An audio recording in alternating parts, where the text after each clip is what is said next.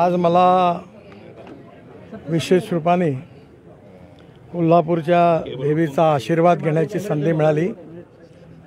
माझी खूप इच्छा होती की मी दर्शन घ्यावं। अनायसे निवडणूक प्रचाराच्या निमित्ताने इथे आगमन झालं आणि मला आज हा अवसर मिळाला।